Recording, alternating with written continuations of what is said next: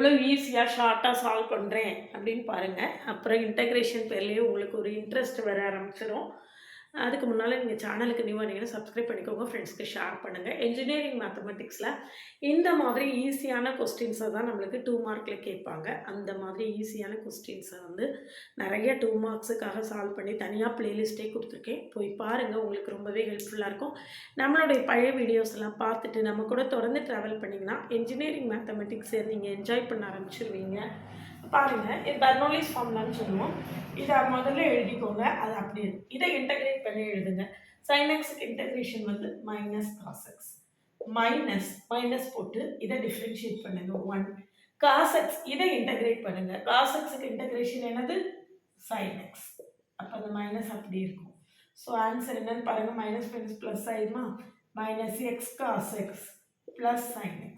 இதுதான் என்னது நம்மளுடைய ஆன்சர். இவ்வளோ ஈஸியாக இந்த ப்ராப்ளத்தை சால்வ் பண்ணிடலாம். இந்த மாதிரி நிறையா ப்ராப்ளம் சால்வ் பண்ணி நம்ம லாக் வீடியோவும் கொடுத்துருக்கோம், ஷார்ட்ஸும் கொடுத்துருக்கோம். எல்லாத்தையும் பார்த்துட்டு நீங்கள் வந்து உங்கள் ஃப்ரெண்ட்ஸ்க்கு ஷேர் பண்ணுங்கள். நம்ம கூட தொடர்ந்து ட்ராவல்